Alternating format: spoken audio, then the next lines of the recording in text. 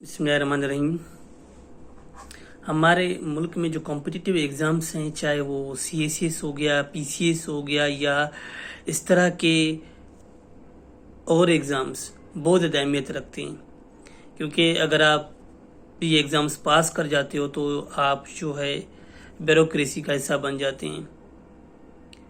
لیکن ہر سال نمبر بننے کے باوجود، ہر سال کینڈیڈیٹ جو اپیئر ہوتے ہیں ان کا جو ریشو ہے وہ انکریز ہونے کے باوجود پاسنگ ریشو جو ہے وہ ڈکلائن ہو رہا ہے۔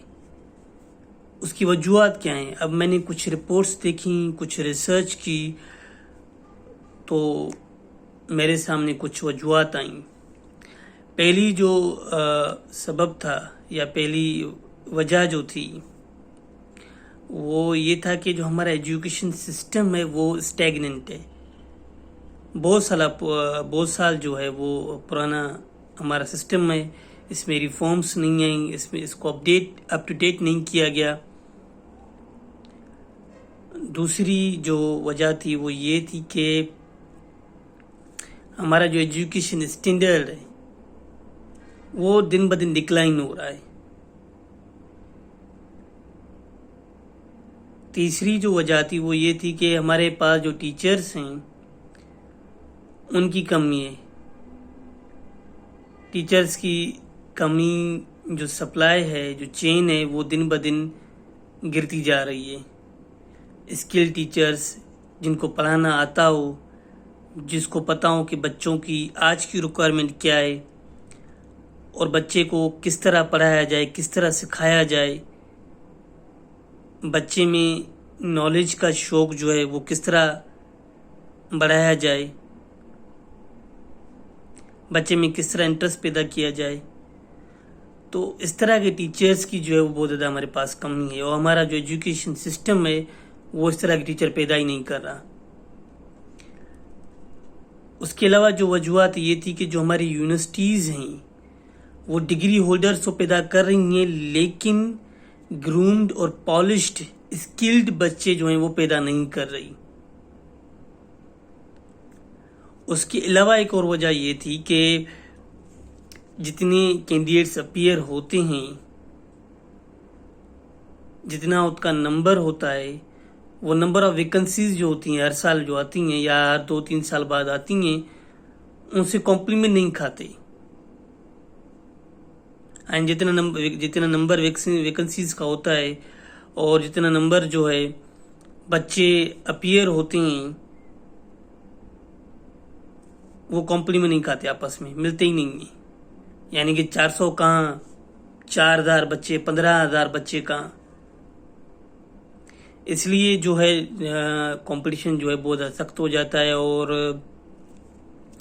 پاسنگ ریشو ہے چاہے وہ 400 یا 500 یا 600 ہو، لیکن جو سکسیسفل ہوتے ہیں وہ 300 یا 400 ہو جاتے ہیں۔ اس کے علاوہ جو وجوہات تھی وہ یہ تھی کہ ایگزامس جو ہے کمپٹیٹیو ایگزامس وہ ہائیلی انگلش اورینٹیڈ ہیں، یعنی ان میں انگلش، اگر بچے کی انگلش اچھی ہے، بچے کی ایسے رائٹنگ اچھی ہے، بچے کی پریسی اچھی ہے، اگر بچہ انگلش میں پروفیشنٹ ہے، انگلش اچھی جانتا ہے، وہ اسکلڈ ہے انگلش لینگویج میں، تو وہ مور لائکلی ہے تو اس ایگزام کو جو ہے نا ایس کر لے، اس ایگزام کو پاس کر لے۔ ورنہ انگلش اگر اس کی اچھی نہیں ہے تو وہ اس کے چانسز ہیں وہ کم ہو جاتی ہیں، اور زیادہ تر جو بچے جو ہیں وہ فیل ہی اس میں ہوتے ہیں، پریسی میں یا کمپوزیشن یا ایسے میں۔